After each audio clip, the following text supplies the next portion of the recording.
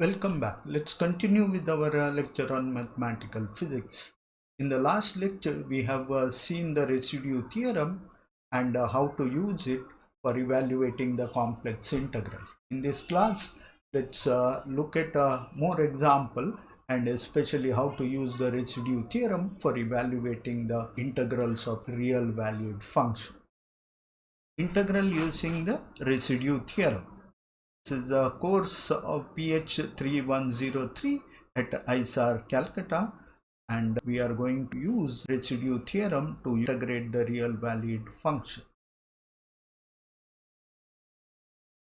Let's quickly remind ourselves of the residue theorem. If you have a complex contour integral f of z dz, and if the function has a finite number of isolated singularities within the contour, then the contour integral is given as a 2 pi I times the sum of all residues inside the contour. So it's a simple and straightforward to use. Let's first look at the integrals of the form integral 0 to 2 pi arbitrary function f of cos theta and sin theta d theta. Now we can convert easily this integral into complex integral because of the relation between the cos and sin theta with the function e power I theta. Now we use the contour unit circle around origin, that is mod z is equal to 1, and parameterize the complex number z is equal to e power I theta. Now we have integral 0 to 2 pi, and we can have a dz can be written as I into e power I theta d theta, and cos theta can be written as e power I theta plus e power minus I theta divided by 2. Same way, sin theta can be written as e power I theta minus e power minus I theta divided by 2. These are the standard expressions which are often used, and we can use this expression to invert and write cos theta and sin theta in terms of z, and the expression for that is d theta becomes dz by I into z, cos theta becomes half of z plus 1 by z, sin theta becomes 1 by 2 pi into z minus z. So idea here is to take a function f of cos theta sin theta and replace cos theta by half z plus 1 by z and sin theta by 1 by 2 pi z minus z to the power minus 1. So integral 0 to 2 pi f of cos theta sin theta d theta becomes a contour integral over the contour C, which is a unit circle centered around z is equal to 0, and f of z is written as a function of z and z to the power minus 1. And once we have that, we look at all the singularities within this contour based on the function f, and then we use the residue theorem to evaluate the integral. The best way to understand is taking up a simple example. Let's evaluate the integral 0 to 2 pi 1 by 2 plus cos theta to the power 2 d theta. Now simple substitution we got to do, d theta as a dz by I into z, cos theta as a half of z plus 1 by z, and sin theta as a 1 by 2 pi I z minus z to the power minus 1. In this case, integral 0 to 2 pi 1 by 2 plus cos theta square d theta takes the value of integral over the contour C, which is a unit circle centered around z, 2 plus half z plus z by 1 square into dz by I times z. So we can do a bit of simplification and rewrite this as a contour integral over the contour C plus z square plus 1 divided by 2z whole square into dz divided by I z. We can rewrite that as a minus 4I contour integral over contour C z by z square plus 2z plus 1 square dz. Now we got to see where are these the singularity of this function. this is a quadratic function, we can simply write down in terms of their root. We can see that the z square plus 4z plus 1 has 2 roots, minus 2 plus or minus square root of 3, and the function z square plus 4z plus 1 can be written as a z minus z minus and z minus z plus, where z plus or minus is given as a minus 2 plus or minus square root of 3. Now the contour integration z by z square plus 4z plus 1 is simply written as a z by z minus square plus z minus z plus square over the contour C. Let's look at the value. Square root of 3 is approximately 1.7, and from this we get z minus is approximately equal to minus 3.7 and z plus as approximately as a minus 0.3. Now if we look at the contour, we have two isolated singularities. One is at z plus and another is z minus. And we have a unit circle, and we see only one of them, z plus, is inside the contour and z minus is outside, and we don't have to worry about it.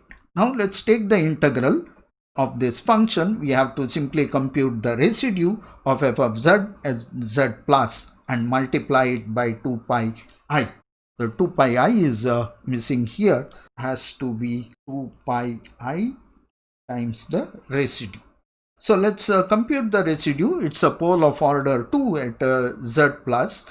We have to evaluate it. Residue is in this case, because of pole of order 2, it is multiplied by z minus z plus square f of z, differentiate once and then take z going to z plus 1. So this we find that it takes the value of 1 by 6 into square root of 3. It's a straightforward to do this calculation. One can simply substitute the function value and evaluate it, and one get the value of this. And the integral takes the value of the integral 4I over the contour integral z by z square plus 4z plus 1 square dz is equal to minus 4I into 2 pi I residue of f of z at z plus. This is given as 4 minus 4I into 2 pi I into 1 by 6 square root of 3, and the integral 0 to 2 pi 1 by 2 plus cos square theta dz takes the value of 4 pi 3 root 3. This is a simple way of evaluating the integral of a functions of trigonometric variable. Now let's look at the real integral of the from minus infinity to plus infinity f of z dz. Now let's look at the evaluation of integral of the form integral minus infinity to plus infinity f of z dz. We have a function f of x is a real valued function defined in the interval from 0 to infinity. The improper integral I1 is equal to integral 0 to infinity f of z dz is defined as a limit I is equal to 0 to infinity f of z dz is equal to limit r going to infinity 0 to r f of x dx, and this is going limit r going to infinity, and if this limit exists, then the integral I1 is said to be convergent, otherwise it is divergent. In the similar fashion, we can also define the integral from minus infinity to 0, the improper integral I2 from minus infinity to 0 f of z dz is defined as a limit r going to infinity minus r to 0 f of x dx. Again, it is important to note that the integral is convergent if this limit exists, otherwise the integral is divergent. Now we can look at the integral from minus infinity to plus infinity f of x dx can be written as integral minus infinity to 0 f of x dx plus integral from 0 to infinity f of x dx, or it is I2 plus I1, is convergent if integral I1 and I2 are convergent. If either of integral I1 or I2 are divergent, then the integral is also divergent. Now there is an important thing to notice here, that we can write this limit r going to infinity minus r to 0 f of x dz plus 0 to r f of x dz can be written as limit r going to infinity integral minus r to plus r f of x dx. Now it is clear that the I1 and I2 can be converged, then only integral minus infinity to plus infinity f of x dx exists. But in this case, we may have this limit which is going from minus r to plus r going to infinity f of x may be convergent even when one of the I1 or I2 is divergent. Though it is sometime look non-trivial, but it is interesting to see that if you take the odd function, then what happens is that the integral, this r going from minus r to plus r going to infinity, is 0 for plus r and minus r, and it vanishes. And if you take the limit r going to infinity, it is going to converge, or to takes the value of 0. But the individual integral I1 and I2 are non-convergent because integral diverges, because if it is an odd function which is monotonically increasing, then this integral would diverge. But some of these integral essentially taken in this form would be converging. So one has to careful and accommodate this fact too. Now this can be easily demonstrated with the function f of x is equal to x. We have a limit r going to infinity minus r to plus r f of x dx goes to 0. We know that the limit r going to infinity integral minus r to plus r f of x dz goes to 0. In this case, integral f of x going from minus infinity to plus infinity looks convergent if we look at if we evaluate using the limit r going to infinity minus r to plus r f of x dz. But as per the definition, we need both I1 and I2 to be convergent to have this integral f of x dx minus infinity to plus infinity to be convergent. This is not a sufficient condition. Definition of a Cauchy's principal value. The Cauchy's principal value integral is defined as Pv minus infinity to plus infinity f of x dx is given as a limit r going to infinity integral from minus r to plus r f of x dx. An important note regarding the Cauchy principal value, when we have an integral of the form minus infinity to plus infinity f of x dx converges, its Cauchy's principal value is same as the value of integral.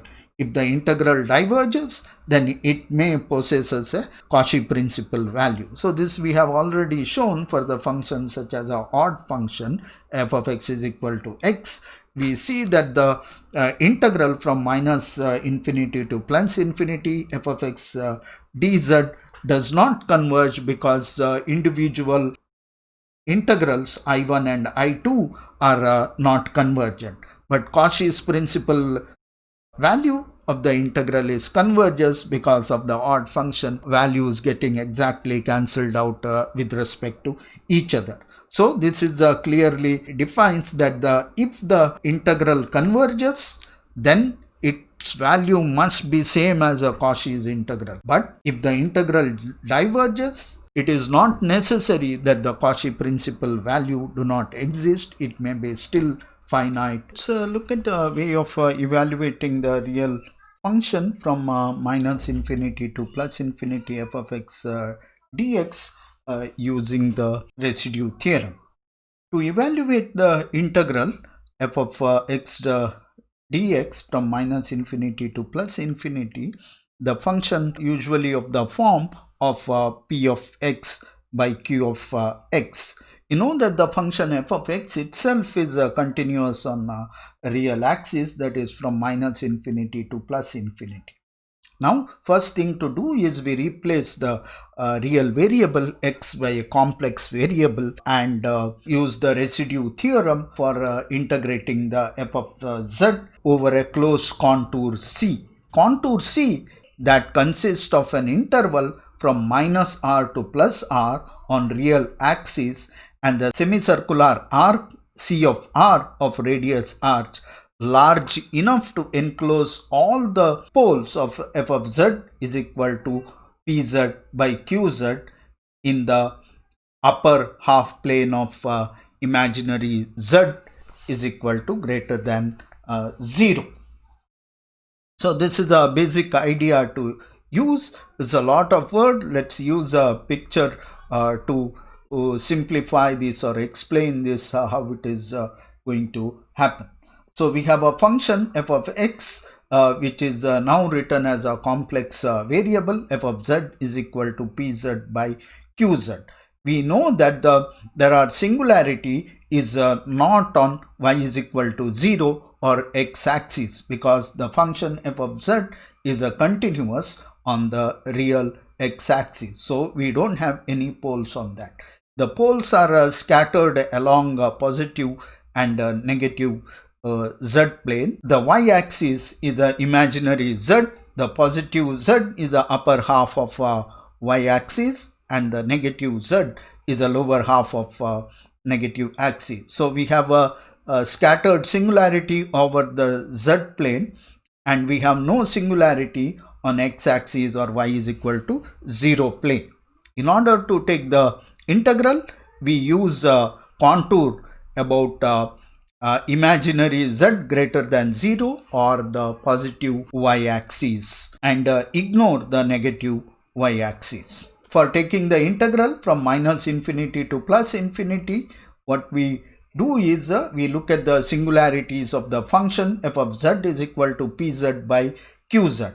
We map them all on the complex plane, that is we take contour r such that including the real line from minus r to plus r and the semicircular arc on the upper y axis such that it includes all the singularities in the positive imaginary axis, and then take the contour integral over the contour of this semicircular region f of z dz. We know that that is given by the residue theorem 2 pi I into sum of all residues inside the contour. Ignore all the singularities in the lower y axis, and this contour can be split as two contours, that is along the real axis for r going from minus r to plus r f of x dz plus a contour over the circular arc CR f of z dz. Now by some means, if the contour integral over the contour CR f of z dz goes to 0, and then we are left with the principal value, that is f of minus infinity to plus infinity f of x dx is equal to r going to infinity integral minus r to plus r f of x dz is equal to 2 pi I times the sum of all residues inside this half circular region in the positive imaginary axis. So this is a mechanism to evaluate the integral of a real valued function. Now we'll look into some of the example. This idea get more clearer after we take some of the examples. We will look at the examples in the next class.